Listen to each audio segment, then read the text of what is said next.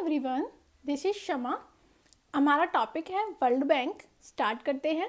पहले world bank क्या है वो समझते हैं। वर्ल्ड बैंक एक इंटरनेशनल फाइनेंशियल इंस्टीट्यूशन है जो कि क्या करता है, लोन देता है डेवलपिंग कंट्रीज़ को for the capital and development programs. ठीक है। वर्ल्ड बैंक का मेन गोल क्या है? To reduce poverty. By laws, all its decisions must be carried by a commitment to promote foreign investment, international trade and facilitate capital investment। मतलब जो world bank के सारे decision हैं वो किस कमिटमेंट को ध्यान में रख के लिए जाते हैं। वर्ल्ड बैंक क्या प्रमोट करता है? फॉरेन इन्वेस्टमेंट को, इंटरनेशनल ट्रेड को और फैसिलिटेट करता है कैपिटल इन्वेस्टमेंट को। वर्ल्ड बैंक एक कॉमन सेंस में बैंक नहीं है, बट इसको हम बैंक इसलिए बोलते हैं क्योंकि ये फाइनेंशियल इंस्टीट्यूशन है, ये फाइनेंस प्रोवाइड कराता है। और वर्ल्ड बैंक इसलिए बोला जाता है क्योंकि ये वर्ल्ड में सारी कंट्रीज़ की हेल्प करता है। जो वर्ल्ड बैंक है वो दो यूनिक डेवलपमेंट इंस्टीट्यूशन से मिलकर बनाया गया है जिसको ओन करती हैं 189 मेंबर कंट्रीज़। पहली इंस्टीट्यूशन है international bank for reconstruction development, जिसको हम शॉर्ट फॉर्म में IBRD बोलते हैं। ये किन टाइप की कंट्रीज़ के लिए काम करती है? जो कंट्री मिडल इनकम रेंज में आती हैं, ना तो वो ज़्यादा गरीब होती हैं मतलब अंडर डेवलप्ड होती हैं, और ना ही बहुत रिच होती हैं मतलब पूरी डेवलप्ड होती हैं। जो डेवलपिंग कंट्रीज़ होती है ना, उनके लिए IBRD काम करता है। और दूसरा इंस्टीट्यूशन आता है इंटरनेशनल डेवलपमेंट ऑफ एसोसिएशन, जिसको हम शॉर्ट फॉर्म में IDA भी बोलते हैं। ये वर्ल्ड की पूरेस्ट कंट्री के ऊपर फोकस करता है। जो IBRD है वो वर्ल्ड की मिडल इनकम रेंज वाली कंट्रीज़ के ऊपर फोकस करता है, और जो IDA है वो वर्ल्ड की पूरेस्ट कंट्री के ऊपर फोकस करता है। और ये दोनों एसोसिएशंस इंस्टीट्यूशंस मिलकर वर्ल्ड बैंक बनाते हैं। जब हम वर्ल्ड बैंक की बात करते हैं तो मतलब हम इन दो इंस्टीट्यूशंस की बात कर रहे हैं। जब वर्ल्ड बैंक ने अपनी एक्टिविटीज़ को एनहेंस किया था और उनके ऑब्जेक्टिव्स को अचीव करने के लिए उन्होंने 3 और इंस्टीट्यूशंस को सेटअप किया था। एक है IFC, एक है मीगा और एक है ICSID। जब हम इन पांचों इंस्टीट्यूशंस को मिला देते हैं और इनकी बात करते हैं तो उस टाइम बनता है वर्ल्ड बैंक ग्रुप। ये पांचों इंस्टीट्यूशंस वर्ल्ड बैंक ग्रुप के अंदर आते हैं और ये साथ में मिलकर क्या काम करते हैं? Together it provides low interest rate loan, interest free credit and grant to developing countries for many purposes that include investment in education, health, private sector development, agriculture, financial etc। ये साथ में मिलकर लो इंटरेस्ट रेट पे loan भी provide कराते हैं और कुछ कंट्रीज़ को ये फ्री इंटरेस्ट रेट पे भी लोन देते हैं और ज़्यादा से ज़्यादा इन्वेस्टमेंट को प्रोमोट करते हैं in education, health, private sector development और अदर पर्पसेस के लिए। अब आता है evolution of World bank. World bank को किस लिए स्टैब्लिश किया गया था और कब स्टैब्लिश किया गया था? World bank was establish in 1945 under Bretton wood agreement 1944 to tackle the problem of. देखो, जब वर्ल्ड वॉर 2 हुआ था ना, तो उसकी वजह से बहुत सारी कंट्रीज़ डिवास्टेड हो चुकी थी, उनके इकोनॉमिक डेवलपमेंट ख़त्म हो चुका था और उनके फैक्टर और प्रोडक्शंस भी ख़त्म हो गए थे। तो उन चीज़ों से ओवरकम करने के लिए एक कॉन्फ्रेंस रखी गई थी जो कि ब्रिटेन वुड में रखी गई थी, इसलिए हम उसको ब्रिटेन वुड कॉन्फ्रेंस भी बोलते हैं। और वहाँ पर एक एग्रीमेंट हुआ था जिसके अंदर वहाँ के लोगों ने डिसाइड किया था कि हम 2 बड़े इंस्टीट्यूशंस को बनाएंगे। एक था IMF और एक था IBRD। तो जो वर्ल्ड बैंक का जन्म है वो 1944 में हुआ था, बट इसको एस्टैब्लिश मतलब इसने वर्किंग कब स्टार्ट करी थी? 1945 में। और इसको किस प्रॉब्लम्स के लिए बनाया गया था? फॉर इंटरनेशनल इन्वेस्टमेंट के लिए, ताकि ज़्यादा से ज़्यादा दोबारा से इंटरनेशनल इन्वेस्टमेंट स्टार्ट हो सके, रिड्यूस पॉवर्टी और reconstruction and development of destroyed countries. जो कंट्रीज़ डिस्ट्रॉयड हो गई थी वर्ल्ड वॉर 2 की वजह से, वो दोबारा से अपने आप को रिकंस्ट्रक्ट कर पाए और डेवलप कर पाए। Since the IMF are designed to provide temporary assistance in correcting BOP, जो IMF था, that is international monetary fund, वो क्या करता था? वो टेम्परेरी पीरियड के लिए कंट्रीज को फंड प्रोवाइड कराता था ताकि वो अपना जो उनका BOP है जो डेफिसिट में चला गया है ड्यू टू हाई इम्पोर्ट, मतलब जब वर्ल्ड वॉर 2 हुआ था तो कुछ कंट्रीज़ में फैक्टर ऑफ प्रोडक्शन बिल्कुल ख़त्म हो गया था, जिसकी वजह से वो एक्सपोर्ट नहीं कर पा रहे थे और सिर्फ इंपोर्ट ही कर रहे थे। और उस वजह से उनका जो BOP है वो डिसइक्विलिब्रियम हो गया था। तो उसको दोबारा से इक्विलिब्रियम पोजीशन पे लाने के लिए जो IMF है वो उनको टेम्परेरी पीरियड के लिए फंड प्रोवाइड कराता था ताकि वो दोबारा से अपने फैक्टर ऑफ प्रोडक्शन को रीएस्टेब्लिश कर सके और प्रोडक्शन स्टार्ट कर सके और एक्सपोर्ट करना शुरू करें। बट कंट्रीज को लॉन्ग टर्म पर्पस के लिए भी लोन चाहिए था, क्योंकि जो कंट्री डिवास्टेड हो चुकी थी, ख़त्म हो चुकी थी, उनको दोबारा अपने आप को रिकंस्ट्रक्ट करना था और उसके लिए उनको लॉन्ग टर्म लोन चाहिए थे। इसलिए उन्होंने वर्ल्ड बैंक को एस्टैब्लिश किया था, और जो वर्ल्ड बैंक है वो लॉन्ग टर्म इन्वेस्टमेंट को प्रमोट करता था और वो लोन देता था रीजनेबल टर्म्स पर। जो वर्ल्ड बैंक का हेडक्वार्टर है वो वॉशिंगटन डीसी में सिचुएटेड है। वर्ल्ड बैंक एक इंटर गवर्नमेंटल इंस्टीट्यूशन है। इसको इंटर गवर्नमेंटल इंस्टीट्यूशन इसलिए बोलते हैं कि जितनी भी कंट्रीज इसके मेंबर हैं, उन कंट्रीज के सारे गवर्नमेंट इस इंस्टीट्यूशन का पार्ट है। Corporate inform the capital stock of which is entirely own by its member government.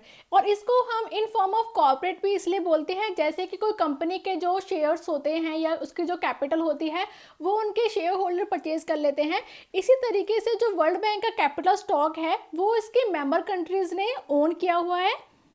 Initially एक रिस्ट्रिक्शन थी, जो कंट्रीज सिर्फ आईएमएफ की मेंबर हैं वही कंट्रीज वर्ल्ड बैंक की मेंबर बन सकती हैं, बट लेटली ये रिस्ट्रिक्शंस हटा दी गई थी। World bank makes loan to countries to enhance economic development. वो लोन्स इसलिए प्रोवाइड करता है ताकि जो कंट्रीज हैं वो अपने इकोनॉमिक डेवलपमेंट को इम्प्रूव कर सकें and maintain profit oriented objectives. Next आते हैं वर्ल्ड बैंक के ऑब्जेक्टिव। जब वर्ल्ड बैंक को एस्टैब्लिश किया गया था तो उस टाइम उसका जो एग्रीमेंट बनाया था उसके क्लोज 1 में वर्ल्ड बैंक के ऑब्जेक्टिव को लिस्ट किया गया है। पहला ऑब्जेक्टिव है, जो वर्ल्ड बैंक है वो अपने मेंबर कंट्रीज़ को लॉन्ग टर्म के लिए कैपिटल प्रोवाइड कराता है ताकि उनके इकोनॉमिक डेवलपमेंट हो सके और साथ में वो इकोनॉमिक रिकंस्ट्रक्शन भी कर सके। जो वर्ल्ड बैंक है मेनली 2 पर्पस के लिए लॉन्ग टर्म कैपिटल प्रोवाइड कराता है। फर्स्ट है to rehabilitate war ruined economics. जो वॉर की वजह से जो कंट्रीज डिवास्टेड हो चुकी थी या फिर जो बहुत ज़्यादा इफेक्ट हुई थी, तो वो कंट्रीज अपने आप को रिहेबिलिटेट कर सकें और साथ में रिकंस्ट्रक्शन भी कर सकें। और ये अंडर डेवलप्ड कंट्रीज़ को फंड इसलिए प्रोवाइड कराते हैं ताकि वो अपने जो फैक्टर ऑफ प्रोडक्शन है या जो रिसोर्सेज हैं उनको डेवलप कर सकें और वहाँ पर प्रोडक्शन फैसिलिटी को दोबारा से रीस्टार्ट कर सके। नेक्स्ट ऑब्जेक्टिव है to induce long term capital investment for assuring BOP equilibrium and balance of development of international trade.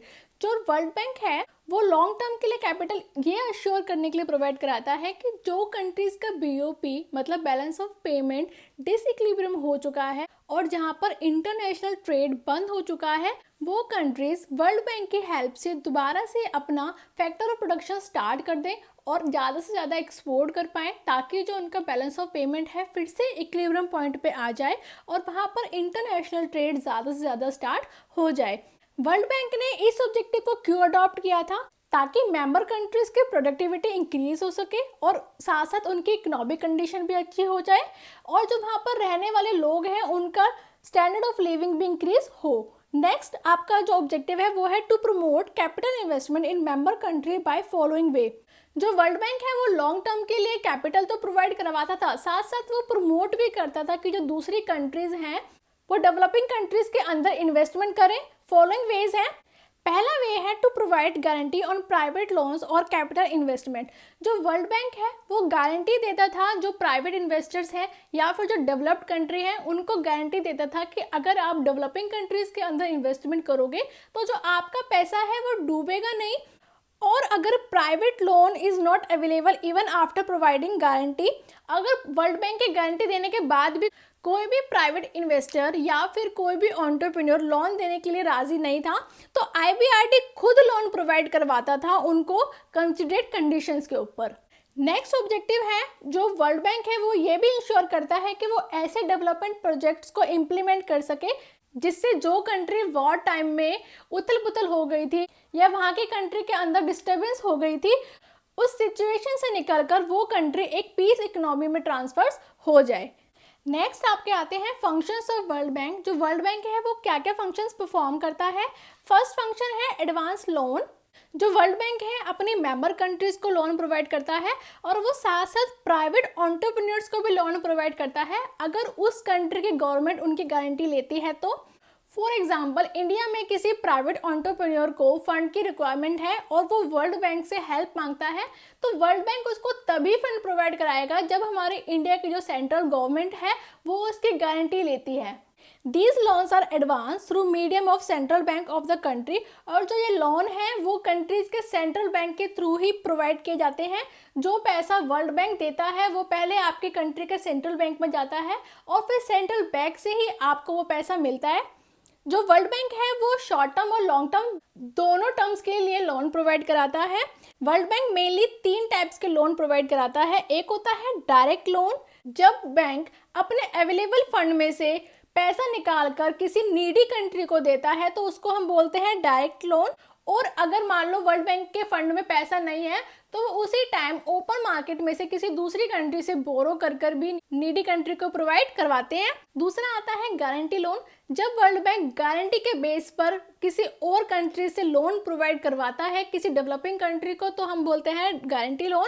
Third type आता है आपका जॉइंट लोन, जब वर्ल्ड बैंक किसी और कंट्री के कमर्शियल बैंक के साथ मिलकर कोलैब कर किसी डेवलपिंग कंट्री को लोन प्रोवाइड कराता है, उसको हम बोलते हैं जॉइंट लोन।